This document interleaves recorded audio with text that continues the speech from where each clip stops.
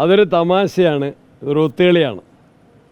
മുഖ്യമന്ത്രിയുടെ മകന് E D അയച്ച നോട്ടീസ് ഇപ്പോൾ ആകാശത്തിൽ പറന്നടക്കുക.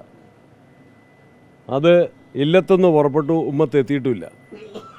അത് എന്തിനാണ് അയച്ചത്, അതാർക്കാണ് അയച്ചത്, അത് കൈപ്പറ്റിയില്ലെങ്കിൽ അടുത്ത നടപടി എന്താണ് ഇ ഡി വ്യക്തമാക്കട്ടെ. സ്വർണ്ണക്കള്ളക്കടത്ത് കേസ് എവിടെ എത്തി? അന്നും നോട്ടീസ് അയച്ചായിരുന്നു, വലിയ കാര്യങ്ങൾ ചെയ്യുമെന്ന് പറഞ്ഞു, അത് ഒതുക്കി തീർത്തു. ലാവ്ലിൻ കേസ് എത്ര പ്രാവശ്യം അവധി മാറ്റി, എത്ര കൊല്ലം നീട്ടി. ഇത് തെരഞ്ഞെടുപ്പ് സമയത്ത് അദ്ദേഹത്തെ സഹായിക്കാൻ വേണ്ടി കേന്ദ്ര കേരള സർക്കാരുകളുടെ ഒത്തുകളിയാണ്. ഒരു പുതുമയില്ല, ഒന്നും സംഭവിക്കാൻ പോകുന്നില്ല. മല എലിയാണ് പ്രസവിക്കാൻ പോകുന്നത്.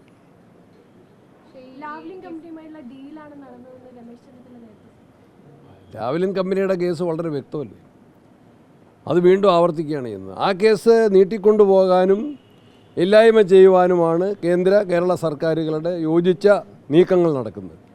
ഇത് അത്തരത്തിലുള്ള അഡ്ജസ്റ്റ്മെൻറ്റാണ്. തെരഞ്ഞെടുപ്പ് സമയത്ത് ശബരിമല ഉൾപ്പെടെയുള്ള വിഷയങ്ങളിൽ നിന്ന് ശ്രദ്ധ തിരിക്കാൻ വേണ്ടി ഒരു മസാല ബോണ്ടിൻ്റെ പേര്, അതേ ഉള്ളൂ. മസാല ബോണ്ട് കേസിൽ നേരത്തെ തന്നെ ഹൈക്കോടതിയിൽ പലതവണ ഈ വാദങ്ങൾ നടന്നിട്ടുള്ളതാണ്. അപ്പോഴും ഇഡി പറഞ്ഞിട്ടുണ്ട്, മുഖ്യമന്ത്രി അധ്യക്ഷനായ 17 അംഗ എന്താണ് ഇത്ര ഇങ്ങനെയൊരു ആ കാര്യത്തിൽ സീരിയസ് ആണെങ്കിൽ, ആത്മാർത്ഥതയാണെങ്കിൽ മറ്റു കേസുകൾക്ക് എന്താ? മുഖ്യമന്ത്രിയുടെ മകന് നോട്ടീസ് അയച്ചത് എന്തിനു വേണ്ടിയായിരുന്നു? Let them answer. അതിൻ്റെ മറുപടി കിട്ടട്ടെ. ആ നോട്ടീസിൻ്റെ ഗതി എന്തായി, സ്ഥിതി എന്തായി? അതാ ഞാൻ പറഞ്ഞത്, അത് എവിടെയാണുള്ളത് വ്യക്തമാക്കട്ടെ. ഇതൊരു ഒത്തുകളി മാത്രമാണ്. താൽക്കാലിക തെരഞ്ഞെടുപ്പിൻ്റെ അജണ്ട മാറ്റാൻ LDFനെതിരെയുള്ള ശക്തമായിട്ടുള്ള വാർത്തകൾ. ശബരിമലയാണ് ഏറ്റവും പ്രധാനപ്പെട്ട വിഷയം. കള്ളന്മാർക്ക് കഞ്ഞിവെക്കുകയാണ് CPM, കള്ളന്മാർക്ക് കാവൽ നിൽക്കുകയാണ് CPM. ഇന്നലെ കോഴിക്കോട് CPMൻ്റെ ജില്ലാ സെക്രട്ടറിയും പറഞ്ഞത് എന്താണ്? പത്മകുമാറിനെ തൊടില്ലെന്നാണ് പറഞ്ഞു. ജയിൽ കിടക്കുന്ന, ശബരിമല സ്വർണം മോഷ്ടിച്ച് ജയിൽ കിടക്കുന്ന പത്മകുമാറിന് പരിവേഷം ചേർത്തുകയാണ് CPM സംസ്ഥാന സെക്രട്ടറി. അതിനെയൊക്കെ ജനങ്ങൾ എതിർക്കുന്നത് കൊണ്ട് ജനങ്ങളുടെ കണ്ണിൽ പൊടിയിടാനുള്ള ഒരു കുതന്ത്രം മാത്രമാണ്.